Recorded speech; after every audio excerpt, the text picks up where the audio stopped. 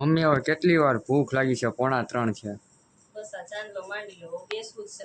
આવીને નાય કપડાં ધોયા, હાલનું પાણી આવે એટલે વાર તો લાગે જ ને. મને ખબર છે તને ભૂખ જ લાગી છે એમ. હાલે હું બેસી જાઉં છે જમવા. તો છે ને મિત્રો હવે પડી ગઈ છે સાંજ ને આપણે છે ને બપોરે આવીને જમીને ઘડીક વાર આરામ કરી ગયા હતા અને થાકી બહુ ગયા હતા ઝાડવા કાપ્યા ને એટલે. તો છે ને હવે આપણા જો પથારી બધી પાણી આવ્યું તો પાણી ભર્યું ને આ બધું કામ કરવું. ત્યાં છોકરા છે ને એને ઉપર લાંબા થયા હોય ને તો આ બધી મસ્તી કરે ને આ બધું મૂકીને વ્યાજ આમ જો આ બધી રમસટ લેવાની એવા આપણે જો આવું ક્યાંય ભેડું કોઈના ઘરમાં હશે. અમારા ઘરમાં આવું હોય જો આ પંખો રાખીએ, પછી આ કુલર રાખીએ. હજી તમારે કપડાં વાળવાના પડ્યા જો ધોયા. હવે બધા કપડાં વીણીને ધોવાના છે કારણ કે અત્યારે પછી પાણી નહોતું ને એટલે પછી પાણી વાળું બધું વીણીને ધોવો એટલે બધા કપડાને બધું એમને પછી વાળવાનું પડશે. હવે રમશે બધું કામ આપણે કરવાનું છે પછી આપણે રસોઈ લેવાની છે. તો આજે છે ને 11 છે. હવે 11માં બધા કેરી ખાય પણ અમારે છે ને કેવું છે કે કહું મારું છે ને એવું ખાતું કે વરસાદ પડી જાય ને પછી મને કેરી મોઢામાં જાય જ ગમે એ વસ્તુની અંદર હું એક જરાક પાડી જાઉં તો એ તે જો ફ્લાવરમાં એવું થાય. મારે શિયાળો હોય ને સારું હોય તો જ ખાવ, બાકી ખાવ નહીં. છે હું બહારની ભાજી જ નહીં ખાવ કારણ ખબર બહારવાળા બધા છે ને અંદર જેવું હોય બધું જવા દે એટલે આપણને મેળ ન આવે. એટલે હવે આજે 11 છે ને તો બધાના ઘરમાં છે ને કેરી આવશે ને અમારા ઘરમાં કાં શ્રીખંડ આવશે ને કાં મઠો આવશે.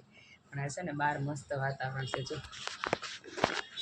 મસ્તીનું છે ને વાતાવરણ એટલે મારે છે ને ઘડીક વાર છે ને ખાટલો ટાળતી થશે. મારે બેસવું છે ને સામે દુકાને તો બધા આવે જાય ને રસ્તો છે એટલે છે ને બેઠા બેઠા ઘડીક વાર આમ જોવી તો સારું લાગે. એમ થાય કે આપણે ઘડીક બહાર બેસીએ ને તો સારું લાગે. એટલે છે ને પેલા અંદર બધું કામ કરીને પછી આપણે બહાર બેસવાનું થાય છે. મમ્મી ડુંગળી કાપાસ તો આજે શું બનાવવાનું? આજે સેવ ટમેટાનું શાક બનાવવાનું છે. તો આટલી બધી ડુંગળી? આ ડુંગળી છે ને એમાં એવું છે કે થોડીક ચટણી કાઢવાની છે પછી એમાં સેવ નાખવાનું છે. કારણ કે પેલા ચટણી બનાવવાની છે અને ટમેટા અને ડુંગળીને કકડાવીને બધું મરચું ને બધું નાખીને લસણ ને પછી ચટણી થોડી કાઢવાની છે કોરી. કેમ કે ભાઈને બહુ ભાવે છે ને એ ચટણી એટલે અને તને ભાવે છે એટલે ચટણી કાઢવાની છે ને પછી એમાં પાણી રેડીને સેજ મરચું પાછું નાખીને પછી પાછું સેવ ટમેટાનું શાક આપણે બનાવવાનું છે. પણ એક્સ્ટ્રા ડુંગળી એમાં હું વધારે કાપું છું, સમજો. મમ્મી બનાવી નાખ્યું સેવનું શાક? હા જો મસ્ત મજાનું સેવનું શાક બનાવી નાખ્યું. બની ગયું મસ્તીનું. હા બીજું બધું શું બનાવ્યું? આ જો પૂરી બનાવી કારણ કે આજે 11 છે ને એટલે આપણે મઠો લાવ્યા એટલે પૂરી બનાવી અને આમાં છે ને ભાત બટેટા બનાવ્યા છે. આમાં છે ને રોટલી બનાવી. આટલી રસોઈ કરી છે. મમ્મી તું આ બધું બનાવો તો થાકી નથી જતી?